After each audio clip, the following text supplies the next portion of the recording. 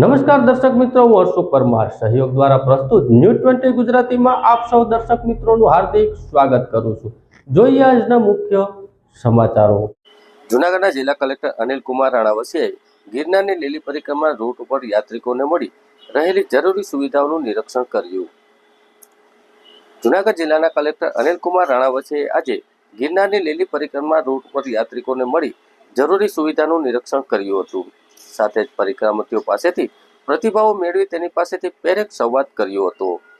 જિલ્લા કલેક્ટરે જીણાપાવાની મટીના વિસ્તારમાં તંત્ર દ્વારા ઊભી કરાયેલી આરોગ્ય પાણી સહિતની સુવિધાનું નિરીક્ષણ કર્યું હતું। તેમ ફરજ પરના જુદા જુદા વિભાગના અધિકારીઓ કર્મચારીઓ પાસેથી જરૂરી વિગતો મેળવી હતી।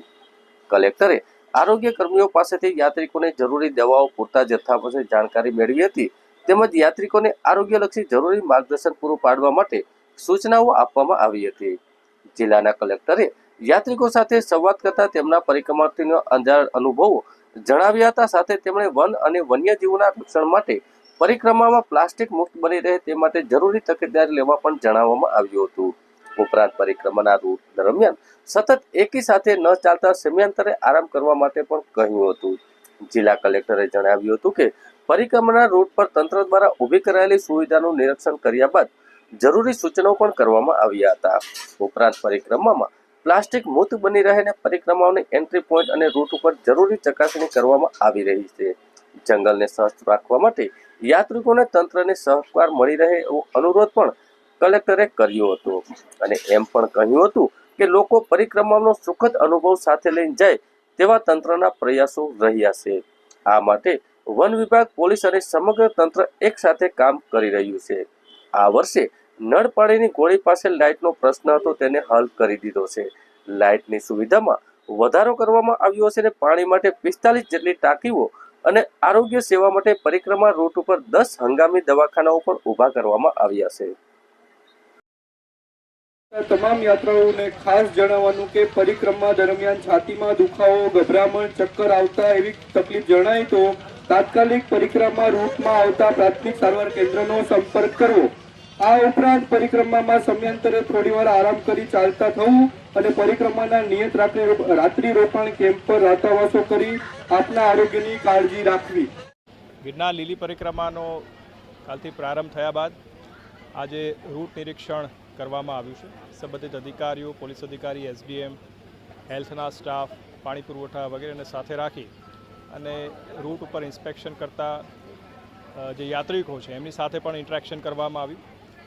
આ વખતે ખાસ જે પરિક્રમા છે એ પ્લાસ્ટિક મુક્ત પરિક્રમાનો જે અમારો આશય છે અને નામદાર હાઈકોર્ટનો હુકમની સાથે સાથે ઇકો સેન્સિટિવ ઝોનના ગાઈડલાઇન છે એના પાલનના અર્થે ખૂબ કડકાઈપૂર્વક જે એન્ટ્રી પોઈન્ટ છે એની પર ચકાસણી કરવામાં આવી રહી છે। કોઈ યાત્રિક પોતાની સાથે પ્લાસ્ટિક લાવ્યો તો એને ડસ્ટબિનમાં જ ત્યાં મુકાવી દેવામાં આવે છે અને આખી પરિક્રમા એ પ્લાસ્ટિક મુક્ત રહે એવી સઘન કાર્યવાહી કરવામાં આવી છે। સાથે સાથે સમગ્ર રૂટ ઉપર પાણીના અલગ અલગ જગ્યાએ 45 જેટલા ટાંકા મૂકી અને યાત્રિકોને પીવાના પાણી બાબતે કોઈ પણ તકલીફ ન પડે એવું આયોજન કર્યું છે અને હેલ્થની 10 જેટલી ટીમ અમે રાખી છે કે જે પણ આંતરે રાખી અને યાત્રિકોને હેલ્થની બાબતની જે સુવિધાઓ છે એ પૂરી પાડી રહી છે। વીજળીની વાત કરીએ તો દર વર્ષે જે તકલીફ હતી નળ પાણી ઘોડી પર વીજળી પહોંચાડી નહોતા શકતા, જેને આ વર્ષે આપણે એને રિઝોલ્વ કર્યું છે અને નળ પાણી ઘોડી જેવા કઠિન જગ્યાએ પણ વીજળીની સુવિધા રાખવામાં આવી છે અને સાથે સાથે જે જૂની સીડી છે એ જગ્યાએ પણ આ વખતે વીજળીની સુવિધાઓ આપવામાં આવી છે।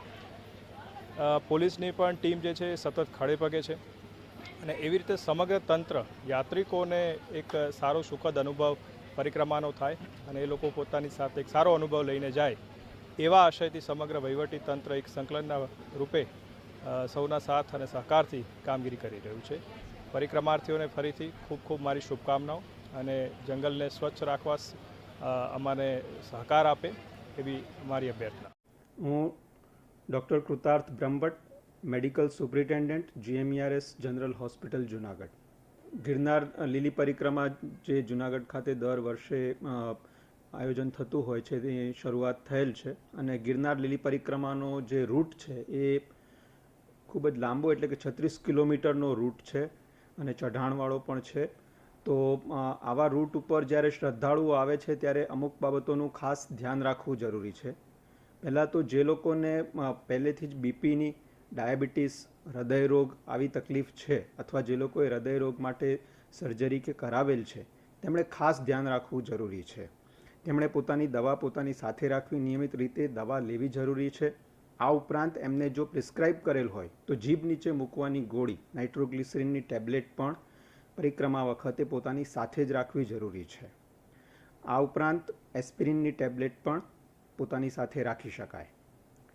બીજું એ જણાવવાનું કે પરિક્રમા વખતે, ચાલતી વખતે ક્યારેય પણ કોઈ પણ વ્યક્તિને, ખાસ કરીને વૃદ્ધોને, જો છાતીમાં દુખાવો, બેચેની લાગવી, ગભરામણ થવી, ચક્કર આવવા આવા કોઈ પણ લક્ષણો જણાય તો તાત્કાલિક ચાલવાનું બંધ કરી આરામ કરવો જોઈએ અને તંત્ર દ્વારા હંગામી દવાખાના પરિક્રમાના રૂટ પર પણ ઊભા કરેલ છે તેનો તાત્કાલિક સંપર્ક કરવો જોઈએ. 108 એમ્બ્યુલન્સ પણ બોલાવી શકાય. સિવિલ હોસ્પિટલ જુનાગઢ દ્વારા નાકોડા ખાતે પણ હેલ્થ સેન્ટર કાર્યરત કરેલ છે. ત્યાં પણ ઇન્ટેન્સિવ કેરની સારવારની વ્યવસ્થા કરવામાં આવેલ છે.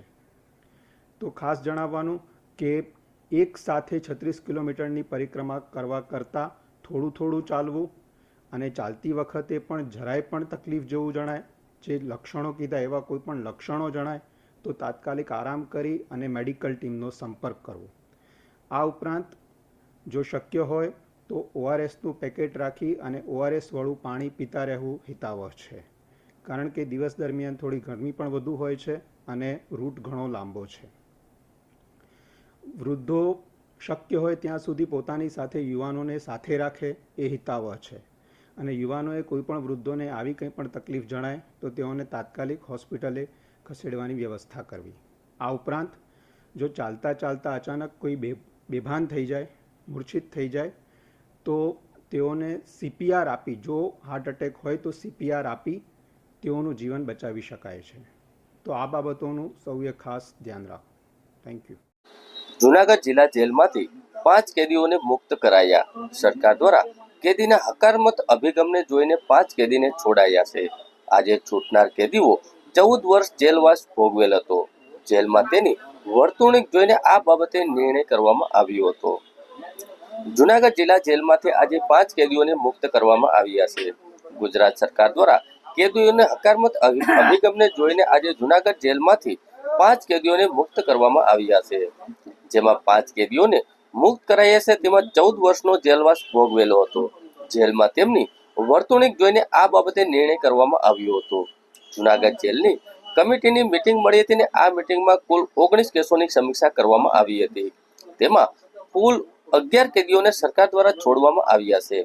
સરકારના હકારાત્મક અભિગમ અને પોલીસ મહાનિર્દેશક જેલ ડોક્ટર રાવ સાહેબના હકારાત્મક પ્રયત્ન અને મહેનતથી રાજ્ય સરકારમાંથી વહેલી જેલ મુક્તિના 5 કેદીઓને હુકમ આપતા આજરોજ બહાદુરભાઈ લાખાભાઈ વાઘ, ગલાભાઈ વાલાભાઈ ગુજરિયા, કાળાભાઈ હમીરભાઈ કચોટ, વસીકભાઈ રામજીભાઈ કસોટ, ભીખુભાઈ રામભાઈ ગઢવી આ 5 કેદીઓને સરકાર દ્વારા માફી આપી કેદીઓને જેલ મુક્ત કરવાનો હુકમ કરવામાં આવ્યો છે.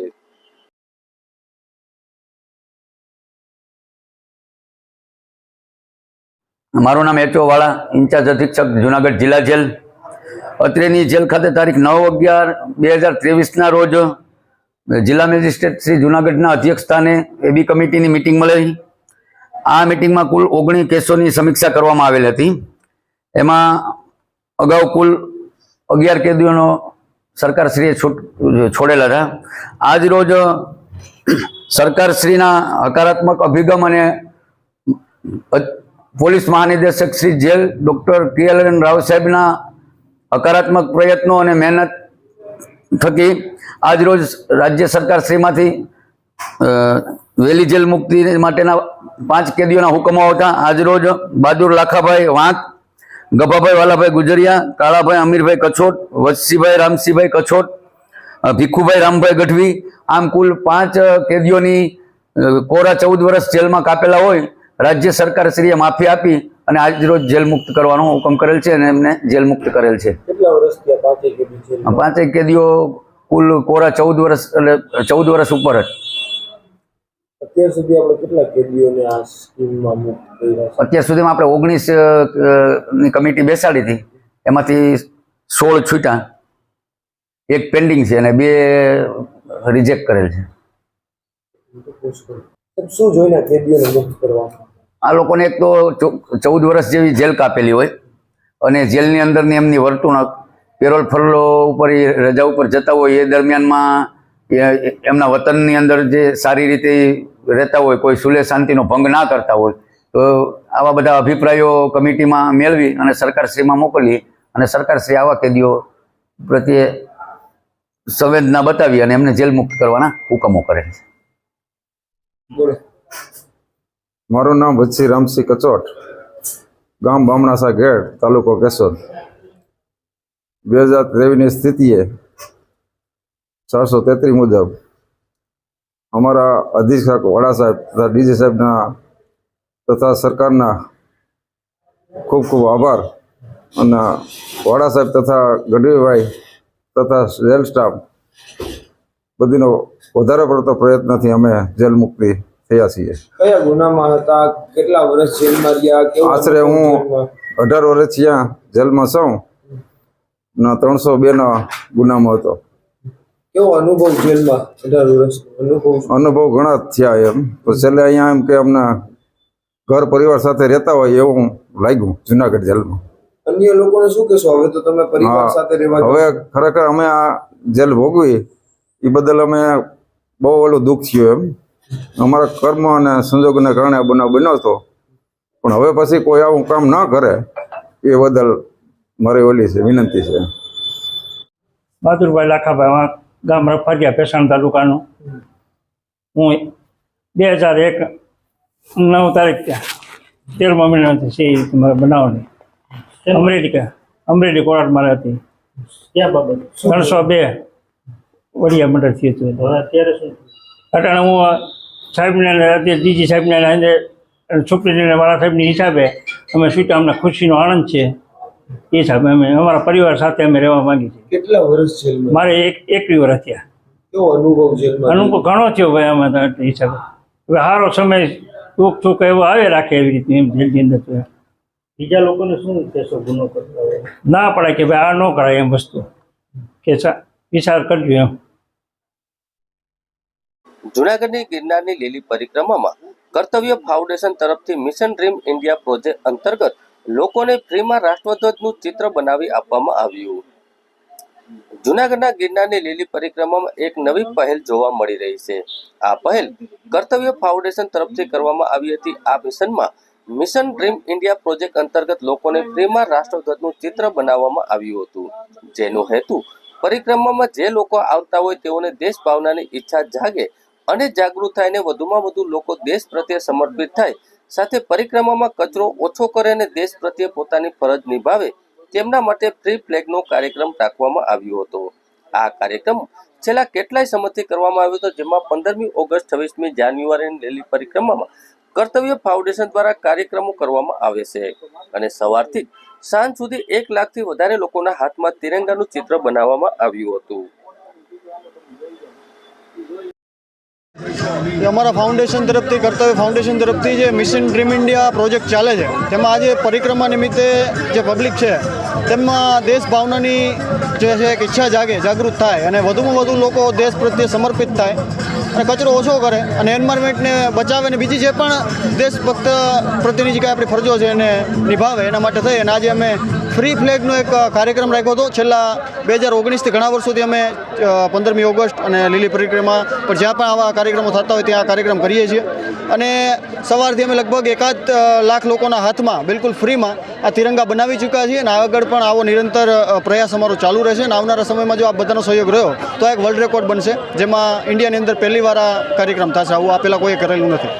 જૂનાગઢ ગિરનાર તળેટી વિસ્તારમાં ગિરનારની લીલી પરિક્રમામાં કાયદો અને વ્યવસ્થા જળવાઈ રહે અને શ્રદ્ધાળુઓને કોઈ મિલકત સંબંધી ગુનાઓનો ભોગ ન બને તે હેતુસર કુલ 385 ઇસમો વિરુદ્ધ અસરકારક કામગીરી કરતી જૂનાગઢ પોલીસ.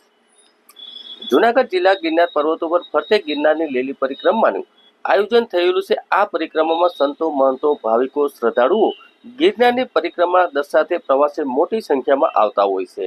ચાલુ વર્ષે ગિરનારની લીલી પરિક્રમા દર વર્ષની જેમ ચાલુ પણ 15 લાખથી વધુ શ્રદ્ધાળુઓ ઉમટી પડે એવી શક્યતા રહેલી હોય છે.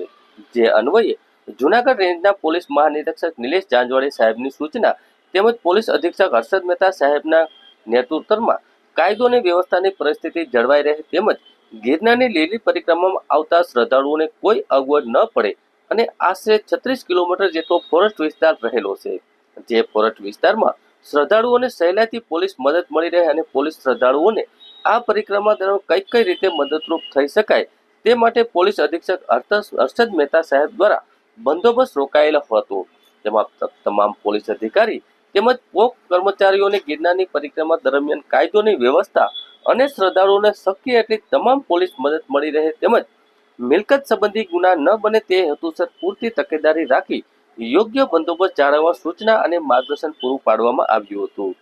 ગિરનારની પરિક્રમામાં મોટી સંખ્યામાં માનવ મહેરામણ ઉમટી પડ્યું હોય, જેથી પોલીસ અધિક્ષક હર્ષદ મહેતા સાહેબ દ્વારા નળ પાણીની ગોળી, માળવેલા ગોળી કે કપરા ચડાણ હોય અને પરિક્રમા વૃદ્ધ પર કોઈ શ્રદ્ધાળુ આવતા હોય, જેથી આવા વૃદ્ધ લોકો આવા કપરા ચડાણ ન ચડી શકે અને સક્ષમ ન હોય તેવા લોકોને પોલીસની મદદ મળી રહે તેવું જણાવવામાં આવ્યું હતું. સમગ્ર પરિક્રમા રૂટ ઉપર કુલ 42 જેટલી પોલીસ રાવટીઓ ઊભી કરવામાં આવેલી હતી, જે રાવટીઓમાં રાઉન્ડ ધ પોલીસ બંદોબસ્ત ગોઠવવામાં આવ્યો હતો.